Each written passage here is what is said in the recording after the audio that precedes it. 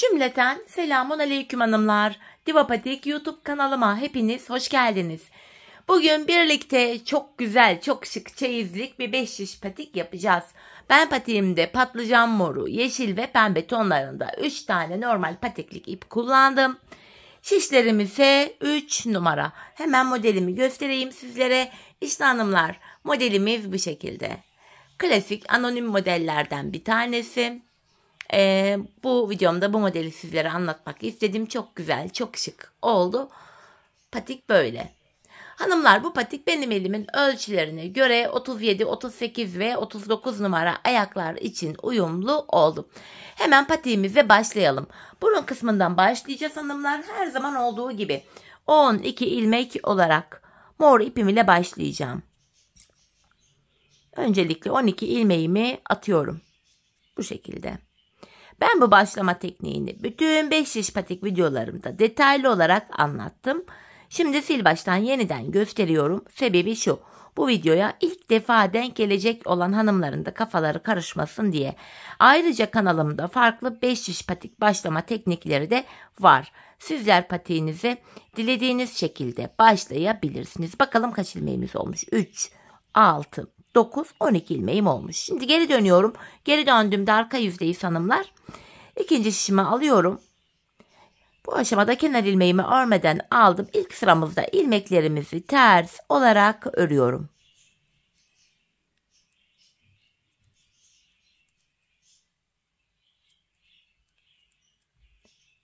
Sonuncu ilmeğimi de ters ördüm. Şimdi geri dönüyorum. Ön yüzdeyim. Bu aşamada artık düz örgü uygulaması yapacağız. 5 şişe de geçeceğiz. Kenar ilmeğimi aldım. Şu ikinci ilmeğim. 3, 4, 5, 6. Kalan 6 ilmeğimi de ikinci şişimle öreceğim. 12 ilmeğimi 6'şar 6'şar 2 şişime eşit olarak paylaştırdım. Şimdi hanımlar, hiç geri dönmeden ilk başladığımız yerlerden ilmekler çıkaracağız. İlk ilmeğimizi hemen şu kenardan çıkaracağım. Bakın, 3. şişim ile şu kenarda ilmeğin iki kanadına birden girerek ilk ilmeğimi buradan çıkarttım. Devamında ilmek çıkartabilmek için de tığımdan yardım alacağım. Çünkü başlangıç yerleri sıkı. Hemen sıradaki kenar ilmek yerine girerek ilmeğimi çıkartıyorum ve şişime taktım. Hanımlar, başlangıç yerlerine girerek ilmekler çıkartıyoruz. Başlangıç yerinde ilmeğin iki kanadına birden girerek çıkartalım ilmeklerimizi. Patik burnumuz daha sağlam oluyor.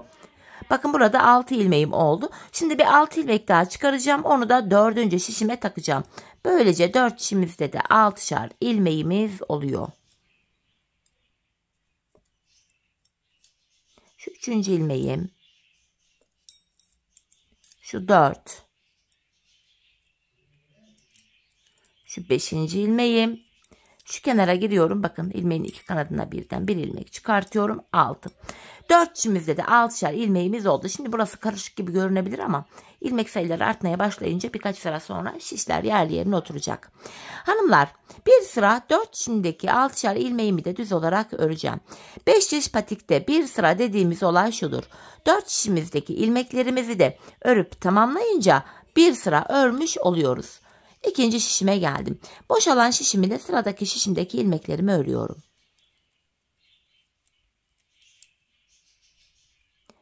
Üçüncü şişime geldim. Yine buradaki 6 ilmeğimi de düz olarak öreceğim. Dördüncü şişime geldim. Şimdi buradaki 6 ilmeğimi de düz öreceğim. Böylece hanımlar, 4 şişimizde ördük. Bir sırayı tamamlamış olduk. Hanımlar, şimdi artırma zamanı. Patik burnumuza şöyle baktığımız anda artırma işlemini sağ ve sol kenardan yapıyoruz. Orta kısımlardan artırma yapmıyoruz. İlk şişimdeyim. Kenarımız hemen sağda. 2 ilmek örüyorum. 1, 2. Ardından ikinci ilmeğimin altındaki hemen şuradaki ilmeğimin kenarına giriyorum ve buradan aldığım ilmeğimi de düz ördüm. Kalan 4 ilmeğim düz örülüyor. Böylece birinci şişimde 7 ilmeğim oldu. İkinci şişime geldim. Burada da kenar bakıyoruz sol tarafta. Son 2 ilmeğim kalana kadar öreceğim. Kenardan artırmamı yapacağım. Bakın, sondan ikinci ilmeğimin altına şuraya giriyorum ve buradan aldığım ilmeğimi düz ördüm. Son 2 ilmeğim düz örülüyor. Üçüncü şişime geldim. Kenarımız hemen başta. 2 ilmek örüyorum. Ardından ikinci ilmeğimin altındaki şu ilmeğimin kenarına girdim ve buradan aldığım ilmeğimi de düz ördüm. Kalan 4 ilmeğim düz örülüyor. İlk 3 şişimde 7'şer ilmeğim oldu. Dördüncü ve sonuncu şişime geldim. Kenarımız baktığımızda sol tarafta. Burada da son 2 ilmek kalana kadar öreceğim. Sonra da bakın sondan ikinci ilmeğimin altına şuraya giriyorum ve buradan aldığım ilmeğimi de düz ördüm. Kalan 2 ilmeğim düz örülüyor. 4 şişimde de 7'şer ilmeğim oldu hanımlar. Bir sıra artırma yaptık. Şimdi bir sıra 4 şişimdeki 7 ilmeğimi de artırma yapmadan düz olarak öreceğim. Patik burnumuzda bir sıra artırma yaparken bir diğer sırada ilmeklerimizi normal artırma yapmadan örüyoruz. Sebebi şu: her sıra artırma yaparsak şayet patik burnumuz bir anda açılma yapar ve hoş bir görüntü olmaz. İkinci şişimdeki ilmeklerimi de ördüm. 3 ve 4. şişimdeki ilmeklerimi de yine düz olarak öreceğim. Bu düz ilmeklerimi örerken sizlere artırma işlemini kısaca tekrar etmek istiyorum. Artırma işlemini 1. ve 3. şişimizde ilk 2 ilmeği ördükten sonra yapıyoruz. 2. ve 4. şişimizde de son 2 ilmek kalana kadar örüp öyle artırmalarımızı yapıyoruz hanımlar. Bir sıra ilmeklerimi düz ördüm. Şimdi tekrar artırma zamanı. İlk şişimdeyim. Kenarımız hemen başta. Birinci şişimde 2 ilmek örüyorum. Ardından ikinci ilmeğimin altına şuraya giriyorum. Bakın. Buradan aldığım ilmeğimi de düz ördüm. Kalan 5 ilmeğim düz örülüyor. Böylece birinci şişimde 8 ilmeğim oldu. İkinci şişime geldim. Kenarımız sol tarafta. Burada da son 2 ilmeğim kalana kadar öreceğim ve kenardan artırmamı yapacağım. Bakın sondan ikinci ilmeğimin altına şuraya giriyorum ve buradan aldığım ilmeğimi düz ördüm. Kalan 2 ilmeğim düz örülüyor. Burada da 8 ilmeğim oldu. Üçüncü şişimdeyim. Kenarımız başta. 2 ilmek örüyorum. İkinci ilmeğimin altındaki hemen şu ilmeğimin kenarına girip buradan aldığım ilmeğimi de düz ördüm. Kalan 5 ilmeğim düz örülüyor.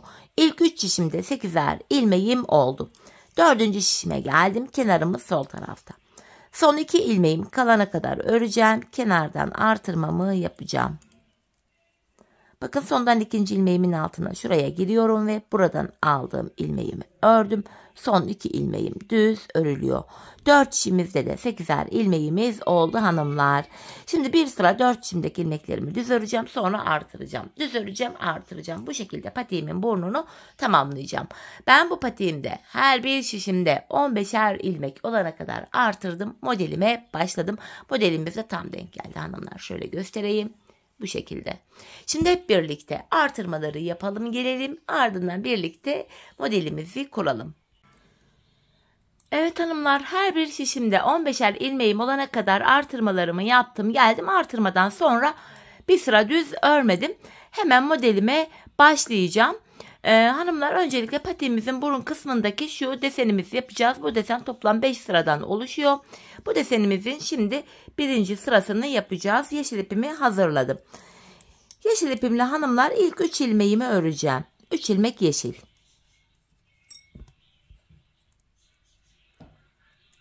Şöyle şu birinci ilmeğim. Şu 2, şu da 3. 3 tane yeşil ördüm. Hemen yeşil ipimin ucunu şurada mor ipime bağlıyorum. Ardından 3 yeşilden sonra 3 ilmek mor öreceğim. 3 yeşil, 3 mor. Şu birinci mor ilmeğim. Şu ikinci, şu üçüncü. Tekrardan 3 ilmek yeşil, 3 ilmek mor. 3 tane yeşil. İkinci şişimdeyim. 3 mor diye devam edeceğim. Diğer şişimden, ikinci şişimden. Şu 3 ilmek mor. 3 tane yeşil. 3 tane mor. 3 tane yeşil. 3 tane mor. Üçüncü şişimden devam ediyorum. Burada da 3 ilmek yeşil diye devam edeceğim. 1, 2 ve 3. yeşilim. Yanına 3 tane mor örüyorum. 3 ilmek yeşil. 3 ilmek mor. Tekrar 3 yeşil. Devam ediyorum hanımlar. 4. şişimden 3 mor. Yeniden 3 ilmek yeşil örüyorum. Şöyle morumu alayım elime. 3 tane mor. Tekrar 3 tane yeşil. 3 tane mor. Modelimizin ilk sırasını tamamladık hanımlar. 4 şişimizi de ördük. Geldik modelde ikinci sıramıza. Bu sıramızda 3 tane yeşil olan ilmeğimi mor ile öreceğim. Bakın 3 yeşilimi mor ile ördüm. Ardından yeşil ipimi alıyorum. Aralarda 3 tane mor ilmeğimiz vardı. Buraları bir yeşil, bir mor, bir yeşil olacak şekilde örüyoruz. 3 yeşil ilmeğimi mor ile örüyorum. Ardından bir yeşil, bir mor, bir yeşil. Yine 3 yeşil ilmeğimi mor ile ördüm. İkinci şişimdeyim. Aradaki 3 mor ilmeğimi de şöyle yapıyorum. Bir yeşil, bir mor, bir yeşil. 3 yeşilimi mor ile ördüm. Sonra bir yeşil, bir mor, bir yeşil. Bir yeşil dedim, mor ördüm. Bir yeşilimi ördüm şimdi. 3 ilmek mor örüyorum. Yanına bir yeşil, bir mor, bir yeşil.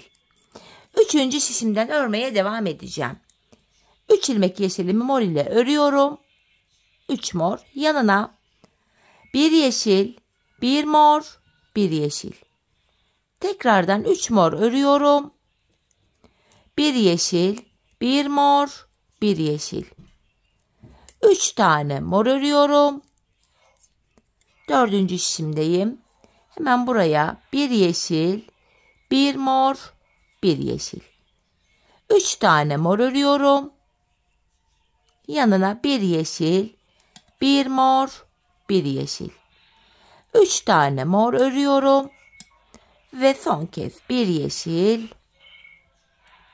bir mor, bir yeşil ördüm. Modelimizde 3. sıramız yaprağımızın da son sırası oluyor hanımlar. Bu sıramızda ilk 4 ilmeğimi mor ile öreceğim. Şu 3, şu da 4.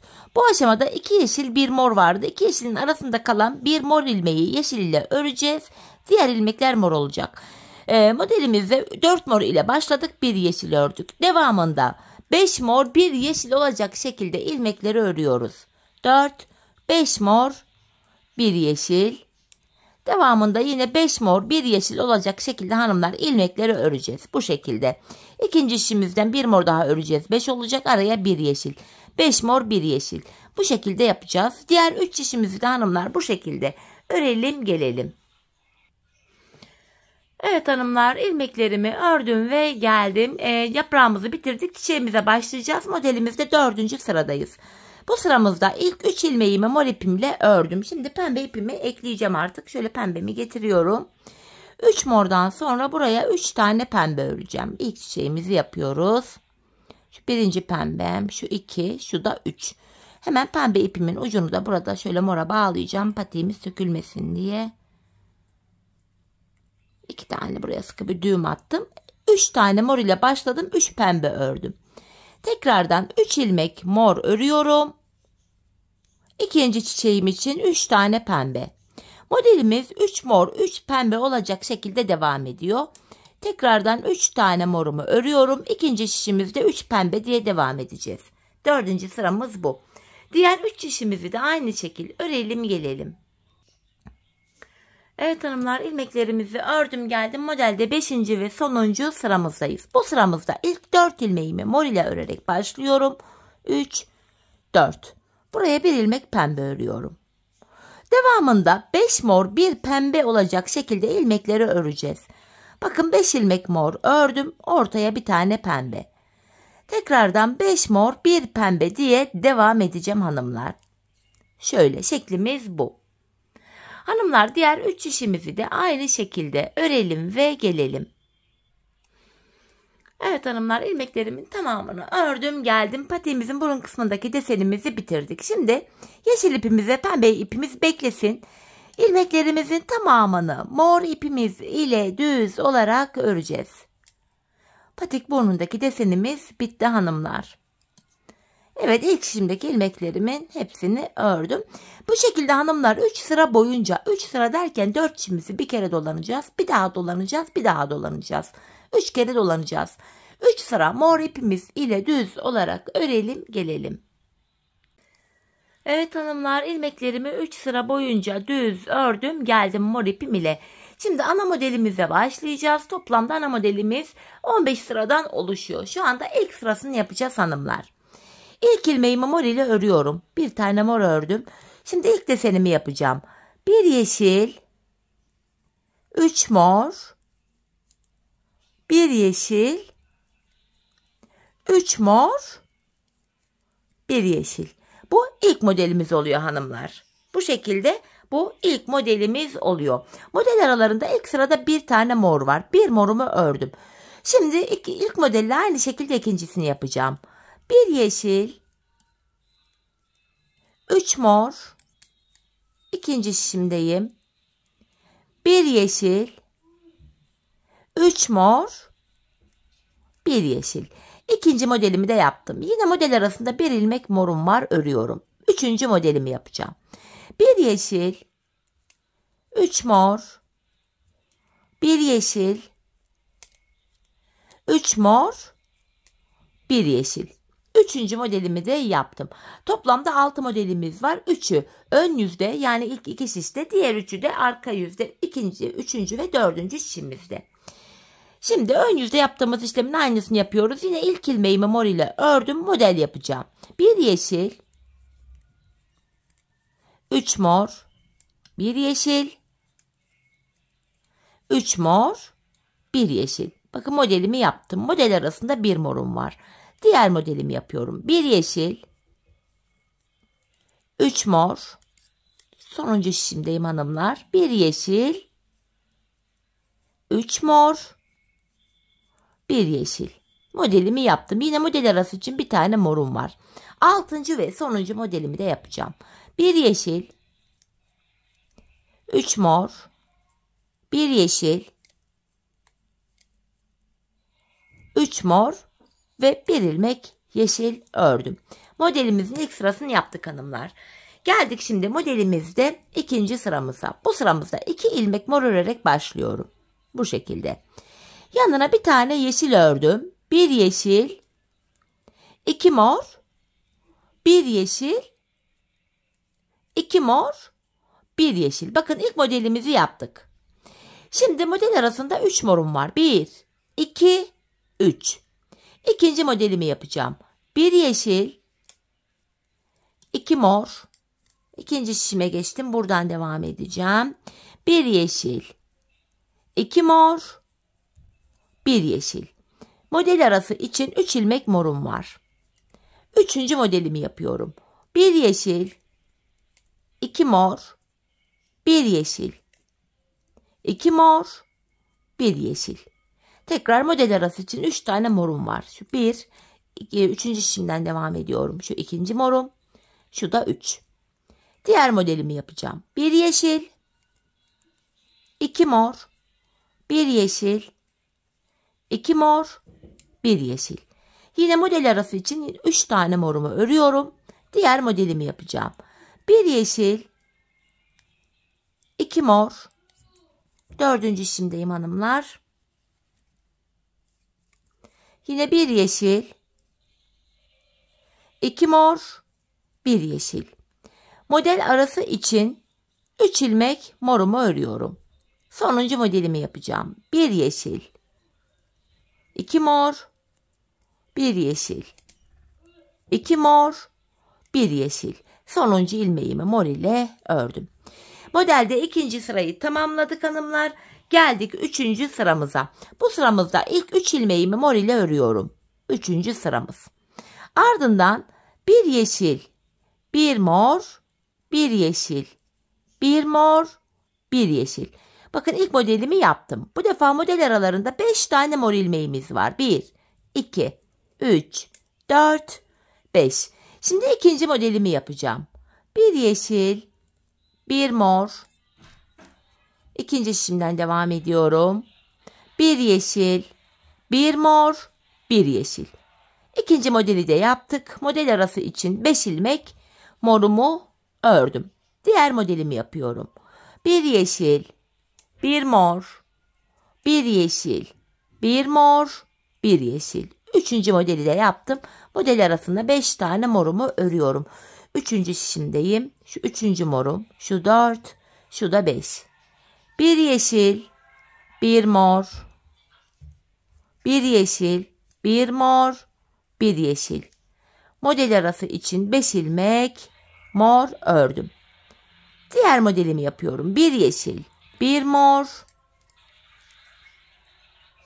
bir yeşil, bir mor ve bir yeşil. Model arası için 5 ilmek morumu ördüm. Sonuncu modelimi yapacağım. Bir yeşil, bir mor, bir yeşil, bir mor, bir yeşil ve kalan 2 ilmeğimi mor ipim ile örüyorum. 3. sıramızı da tamamladık. Geldik modelimizde hanımlar 4. sıramıza. Bu 4. sıramızda ilk 4 ilmeğimi mor ile öreceğim. 1, 2, 3, 4. Yapacağımız işlem şu. Bir yeşil, bir mor, bir yeşil. Bu defa model arasında 7 ilmek morum var. 3, 4, 5, 6, 7. Tekrardan diğer modeli yapacağım. Bir yeşil, bir mor, bir yeşil. Model arası için yine 7 ilmek mor örüyorum. 4, 5, 6, 7. Devam ediyorum. Bir yeşil, bir mor, bir yeşil. Model arası için hanımlar yine 7 tane morumu öreceğim. 3. şişimdeyim. Şu 4. morum 5, 6, 7.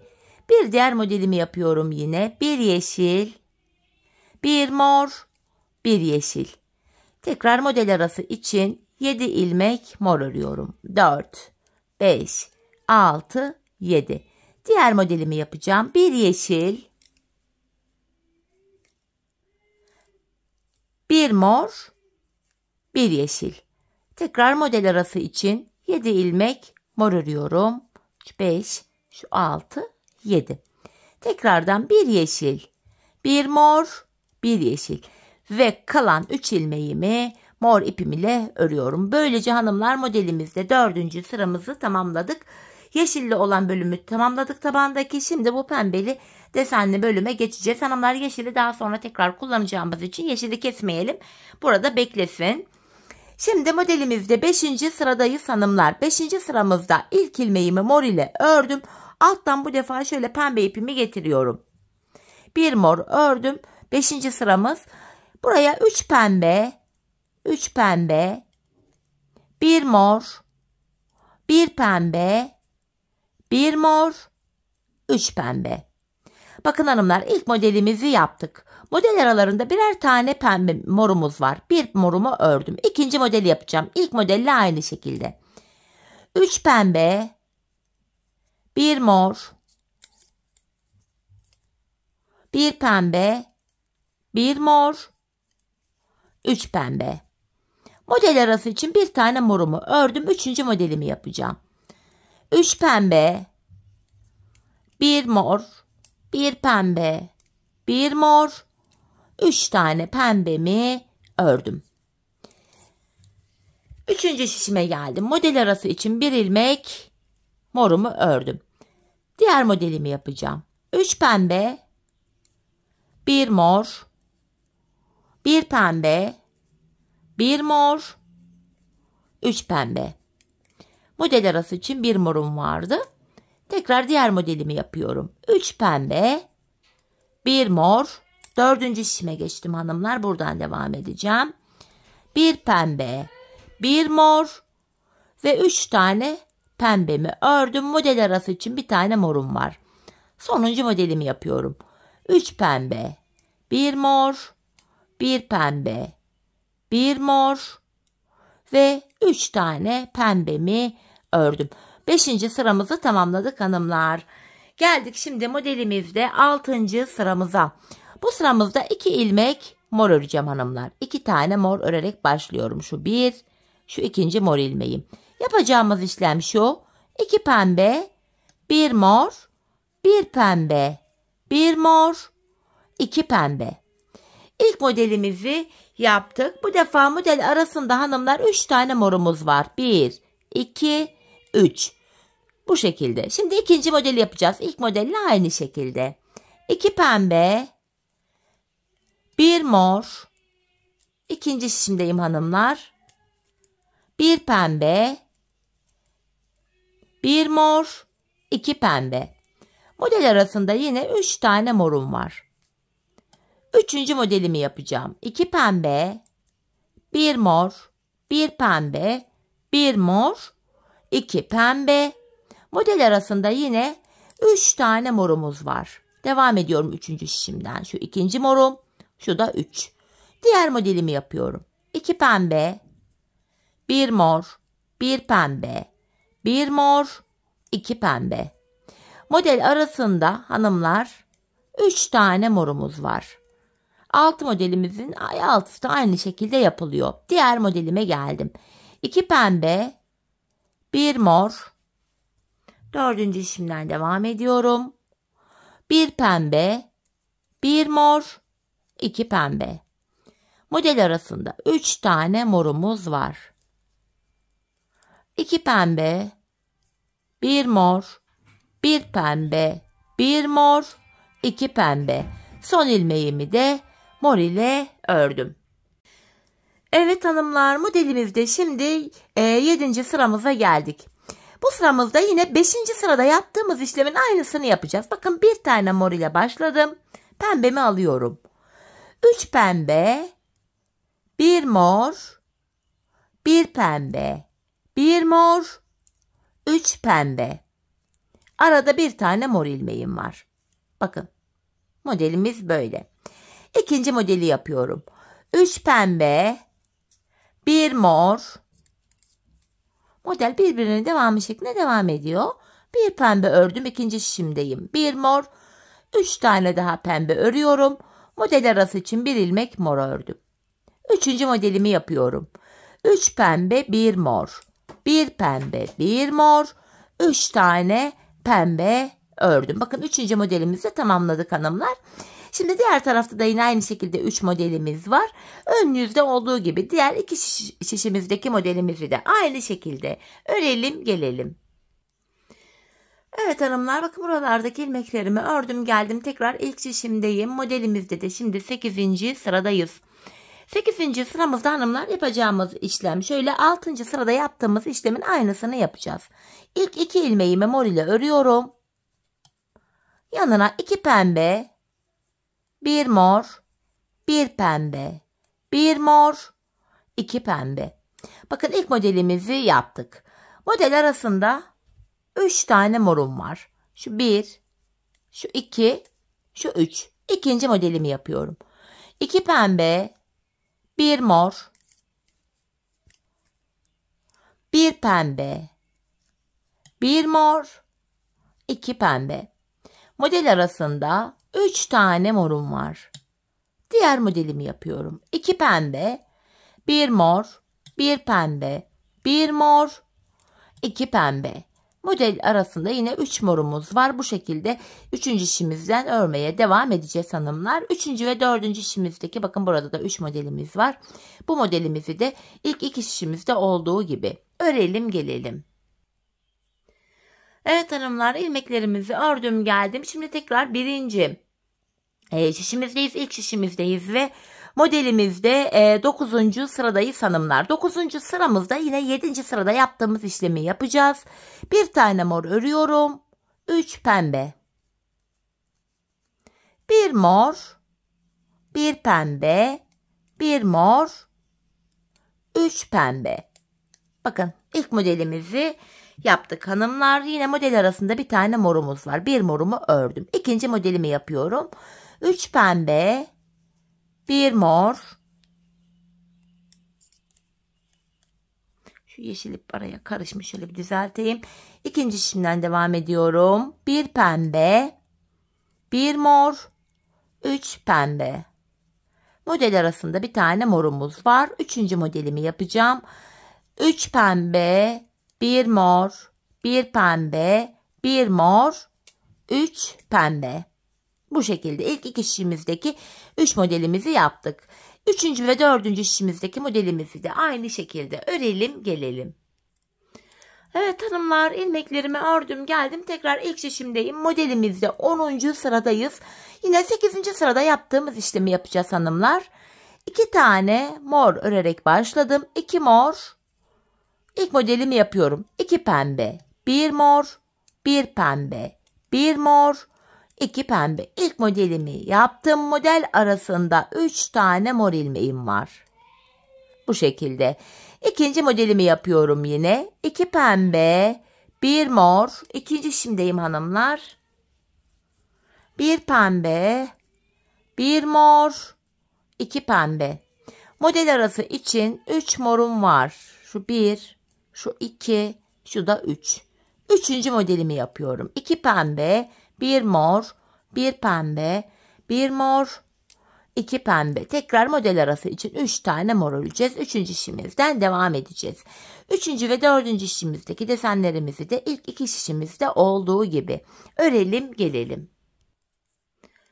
Evet hanımlar, ilmeklerimi ördüm. Şimdi modelimizde geldik 11. sıramıza. 9. sıradaki işlemin aynısını yapacağız. Yani ilkini mor ile örüyorum.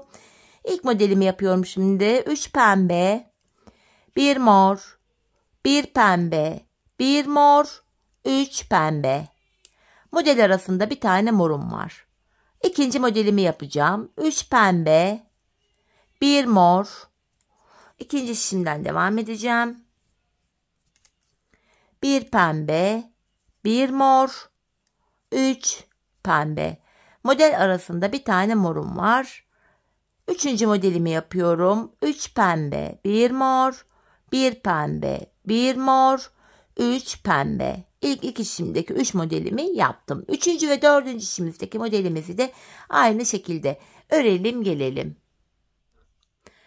Evet hanımlar, şimdi geldik modelimizde 12. sıramıza. Pembeli bölümü bitirdik. Üstteki yeşilli bölümle devam edeceğiz. Bu aşamada ilk 4 ilmeğimi mor ipimle öreceğim. Şöyle pembeyi bıraktık artık. Pembe ile işimiz kalmadı.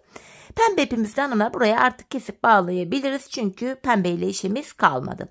4 ilmek morumu ördüm. Alttan şöyle yeşil ipimi alıyorum. Bir yeşil, bir mor, bir yeşil. Bakın ilk modelimi yaptım. Tekrar morumu alıyorum. Hanımlar, model aralarında 7'şer ilmek morumuz var. 4, 5, 6, 7. 4 mor ile başladık. Bir yeşil, bir mor, bir yeşil ördük. Modelin devamında 7 tane mor örüyoruz. Bir yeşil.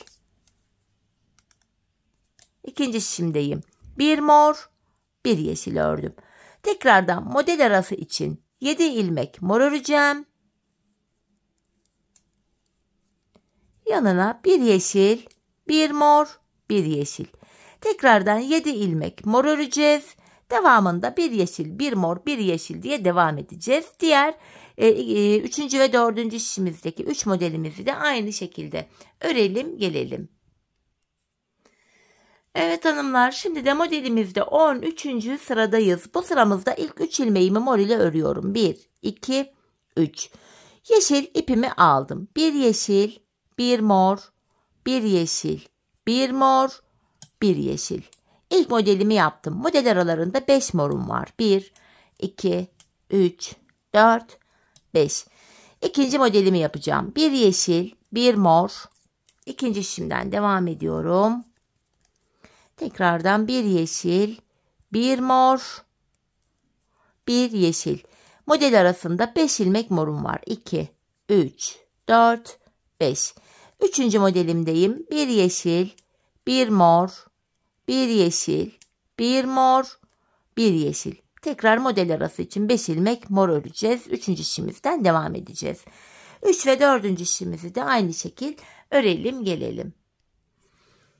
Evet hanımlar, şimdi de modelimizde 14. sıramızdayız. Bu sıramızda ilk 2 ilmeğimi mor ile örüyorum. 2 mor. Yeşilimi aldım. Hemen şöyle alttan yeşilimi bir getireyim. Bir yeşil, 2 mor, bir yeşil, 2 mor, bir yeşil. Bakın ilk modelimi yaptım. Model arasında 3 tane morum var. 1, 2, 3. İkinci modeli yapacağım. Bir yeşil, 2 mor, bir yeşil, 2 mor, bir yeşil. Model arasında 3 tane morum var. Diğer modelimdeyim. Bir yeşil, 2 mor, bir yeşil, 2 mor, bir yeşil. Tekrar model arası için 3 tane moru öreceğiz. 3. şişimizden devam edeceğiz. Hanımlar 3 ve 4. şişimizdeki ilmekleri de aynı şekil örelim gelelim. Evet hanımlar, yeniden 1. şişimdeyim ve modelimizde bu aşamada 15. ve sonuncu sıramızdayız. Bu sıramızda ilk ilmeğimi mor ile örerek başladım. Yanına bir tane yeşil örüyorum. Bir yeşil, 3 mor, bir yeşil, 3 mor, bir yeşil. Bakın ilk modelimi yaptım. Model arasında bir morumuz var. İkinci modelimi yapacağım. Bir yeşil, 3 mor. İkinci şişimdeyim. Bir yeşil, 3 mor, bir yeşil. Model arasında bir ilmek morum var. Üçüncü modelime geldim. Bir yeşil, 3 mor, bir yeşil, 3 mor, bir yeşil. Bu şekilde ilk iki şişimizdeki 3 modelimizi tamamladık hanımlar. Diğer iki şişimizi de aynı şekilde örelim gelelim. Evet hanımlar, ilmeklerimi ördüm geldim. 15 sıradan oluşan modelimizi tamamladık. Artık modelimiz bitti. Bu aşamada hanımlar ilmeklerimizin tamamını artık ana renk ipimiz olan patlıcan moru rengimiz ile örüyoruz. Yeşil ipimizi de kesip arkaya düğümleyebiliriz. Çünkü modelin devamında artık renkli diğer iplerimi kullanmayacağım. Sadece mor ile devam edeceğim. Bakın ilk şişimdeki ilmeklerimi ördüm. Hanımlar 4 şişimizdeki ilmekleri de 2 sıra boyunca 2 kere 4 şişimizde dolanacağız. 2 sıra mor ipimiz ile düz olarak örelim gelelim. Evet hanımlar, ilmeklerimi 2 sıra boyunca mor ipim ile düz ördüm geldim. Şimdi bilek ayrımını yapacağım. İlk şişimdeyim hanımlar. İlk şişimde son bir ilmeğim kalana kadar ilmeklerimi düz olarak öreceğim. Son bir ilmek kalana kadar. Bakın hanımlar, burada son bir ilmeğim kaldı. İlk şişimdeki sonuncu ilmeğim ile ikinci şişimdeki ilk ilmeğimi aldım. Bu iki ilmeği bakın şöyle birbiriyle yer değiştiriyorum. Yer değiştirdiğim ilmeğimi ilk şişimle ördüm. Bilek ayrımında, yani burada ilmekleri yer değiştirerek örüyoruz. Sebebi şu: bilek ayrımı daha sıkı ve sağlam oluyor. Patiğimizin arka bölümlerine geldik. Şu kenarlarına ben 7'şer ilmek haroşa ördüm. Örgümüzün hem ön hem arka yüzünde düz örgü örünce haroşa oluyor. Hem ön hem arka yüzde ters örgü örünce yine haroşa oluyor. Ben örgümüzün her iki tarafında da düz örgü örerek haroşalarımı elde ediyorum. İkinci şişime geldim. Bilek bölümünde ilk 7 ilmeğim haroşa. Buraları düz olarak örüyorum. Bakın ilk 7 ilmeğim haroşamı düz ördüm. Devamında gelen diğer ilmeklerimi de ön yüzde olduğum için düz örmeye devam ediyorum. Artık patiğimizin arka bölümüne geçtik hanımlar. Bu bölümde ön yüzde düz, arka yüzde de ters örgü uygulaması yapacağız. Bilek ayrımı yaptığımız yere kadar öreceğiz. Ardından geri döneceğiz. Geri döndüğümüzde arka yüzde olacağımız için ilmekleri ters öreceğiz. Sadece bilekteki haroşalarımız haroşa olarak örülecek. Bir diğer şişime geçtim. Taban bölüme gelen bölüm burası. Yine buradaki ilmeklerimi de düz örüyorum. Hanımlar, arka bölümde ilmekleri alış şeklim biraz farklı. Ön bölümü yaparken şişim altta, ipim üstten gelecek şekilde alıyordum. Arka bölümde bakın şişim üstte, ipim alttan gelecek şekilde alıyorum. Bunun sebebi şu: arka yüzde ilmekleri örerken ilmek yönü düzgün düşüyor. Bu nedenle ilmeklerimi patiğimin arka bölümünde ön yüzde böyle alıyorum. Son şişime geldim. Yine buradaki ilmeklerimi de düz olarak örüyorum. Bakın son 7 ilmeğim haroşa, yine bunları da düz örmeye devam ediyorum. Bilek ayrımına geldik hanımlar. Bilek ayrımına kadar ördük, geri dönüyoruz. Yapacağımız işlem bu. Bilek ayrımına kadar öreceğiz, geri döneceğiz, öreceğiz, geri döneceğiz. Ben sonuncu ilmeklerimi ördüğüm için ilk ilmeği örmeden aldım. Kenar ilmeğimle birlikte toplam 7 ilmeğimi düz örüyorum. Şu 6, şu 7. Bakın ön yüze bir diş haroşa oluştu. Diğer ilmeklerimi de şu anda arka yüzdeyim. Ters olarak örüyorum hanımlar. Bu şekilde. Patiğimizin iç bölümünde şu kestiğimiz pembe ve yeşil iplerimizin uçlarında hanımlar gizleyelim. İpuçları bu şekilde görünmesin. Çirkin bir görüntü oluyor. Videolar aralarında ben gizleyeceğim onları. Bir diğer şişime geldim. Yine burada da ilmeklerimi ters olarak örüyorum. Patiğimizin arkasında yapacağımız işlem hepi topu bu kadar hanımlar. Bilek ayrımına kadar öreceğiz, geri döneceğiz, öreceğiz, geri döneceğiz. Ön yüzdeysek eğer ilmeklerimizi düz öreceğiz. Arka yüzdeysek de ilmeklerimizi şu anda yaptığımız gibi ters olarak öreceğiz. Sadece kenarlardaki 7'şer ilmek haroşalarımızı haroşa olarak öreceğiz. Yapacağımız işlem hepsi bu kadar. Bundan ibaret. Ve son şişime geldim. Burada da yine ilmeklerimi ters örüyorum. Sadece kenardaki son 7 haroşa ilmeğimi düz öreceğim. Bakın son 7 ilmeğime geldim hanımlar. Bunları düz olarak örüyorum.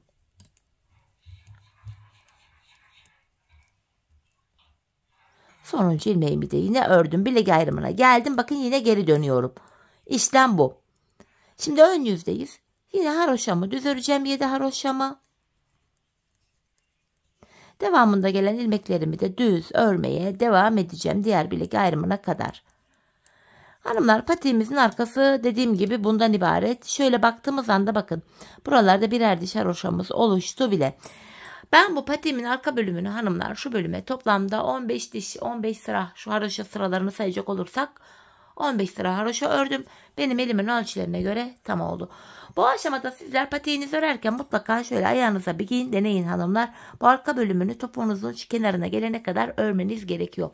Bu şekilde ölçü alarak yaparsanız patiğiniz ayağınıza tam olur. Şimdi hep birlikte ölçülerimize göre patiğimizin arka bölümünü örelim gelelim. Ardından birlikte topuğumuzu keseceğiz. Evet hanımlar patiğimin arka bölümünü ördüm geldim 15 diş haroşam var. Bu aşamada şöyle patiğimin boyunu da sizlere ölçerek göstermek istiyorum. Şöyle burundan itibaren mezuramı sıfırlayarak bakın. Patiğimin boyu şöyle 21,5 santim olarak patiğimi yapmışım hanımlar. Bu şekilde. Şimdi topuğumuzu keseceğiz. Hanımlar bu aşamada bilek ayrımından sonra şu bölüm genişlediği için böyle bakın ilmeklerim dümdüz duruyor. Yani tek şişte toplanacak duruma geldi.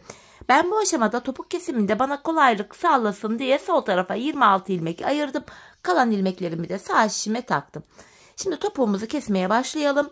Topuk bölümünde hanımlar kenardaki 7 ilmek haroşamızı yine haroşa olarak öreceğiz. Model bütünlüğü sağlansın diye. Öncelikle 7 haroşamı örüyorum. Bu şekilde. Ardından şu anda ön yüzdeyim. İlmeklerimi düz olarak ve sayarak örmeye devam edeceğim.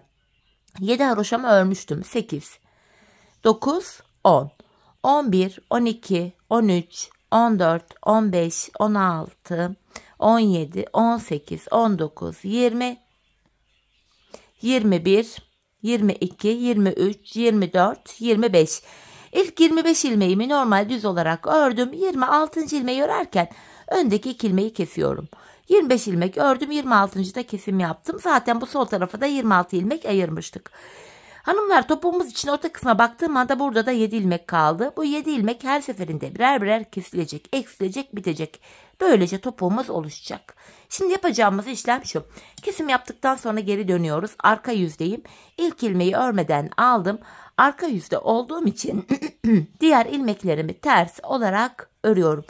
Sadece kenardaki son 7 ilmeğim haroşa olduğu için son 7 ilmeğimi düz öreceğim. Bakın son 7 ilmeğime geldim. Haroşalarımı düz olarak örüyorum. Şimdi geri dönüyoruz. Ön yüzdeyiz. Bir önceki sırada yaptığımız işlemin aynısını yapacağız. Yani ilk 25 ilmeğimizi öreceğiz. 26. da kesimimizi yapacağız.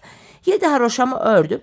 İlmeklerimi düz olarak ve sayarak örmeye devam edeceğim. 8, 9, 10, 11, 12, 13, 14, 15, 16, 17, 18, 19, 20, 21, 22, 23, 24, 25. 26. ilmeği örerken öndeki 2 ilmeğimi kesiyorum. İkinci kesimimizi yaptık. Bir önceki sırada burada 7 ilmek vardı. Şimdi baktığımızda 6 ilmek kaldı. Şimdi yapacağımız işlem şu: geri döneceğiz. Arka yüzde ilmekleri ters öreceğiz. Ön yüzde tekrar 25 öreceğiz. 26. da kesim yapacağız. Biz bu kesme işlemine aradaki 6 ilmeğimiz bitene kadar devam edeceğiz hanımlar. Şimdi hep birlikte bu 6 ilmek bitene kadar patiğimizin topuğunu sizlere gösterdiğim gibi örelim gelelim. Evet hanımlar, aradaki ilmeklerin bitene kadar patiğimin topuğunu sizlere tarif ettiğim gibi ördüm geldim. İlk başta sol tarafa 26 ilmek ayırmıştım. Kesimlerden sonra sağ şişimde de 26 ilmeğim kaldı. Yani her iki şişimizdeki ilmek sayıları da birbirine eşit. Bu aşamada patiğimin düz tarafı içeride, ters tarafta bakın şöyle dışarıda olacak şekilde ikiye katladım. Ben tığ ile kolay kesim yapabildiğim için elime tığımı alıyorum. İlk kesimim şöyle: benden taraftaki şişten bir ilmek, ikinciden de bir ilmek alıyorum. İkisini birlikte topladım. Diğer kesimlerim de şöyle oluyor: benden taraftaki şişten bir ilmek, ikinciden de bir ilmek alıyorum. İkinci ilmeği ilkinin içinden geçirdim. Tığımdaki ilmekleri topluyorum. Benden taraftaki şişten bir ilmek, ikinciden de bir ilmek aldım. İkinci ilmeği ilkinin içinden geçirdim. Tığımdaki ilmekleri topluyorum. Karşılıklı olarak şişlerimizden birer tane ilmek alıyoruz ve ikinci şişten aldığımız ilmeği ilk şişten aldığımız ilmeğin içinden geçiriyoruz. Tığımızdaki ilmeklerimizi topluyoruz. Kesme işlemini hanımlar bu şekilde yapıyoruz. Her iki patiğimizin topuğun kesimi de aynı yönde, aynı tarafta, aynı şekilde oluyor. Bir de şişlerdeki ilmek sayıları eşit olduğu için kesim sonunda ilmeklerimiz aynı anda bitiyor. Bu şekilde. Şimdi kalan ilmekleri de hanımlar aynı şekilde keselim gelelim.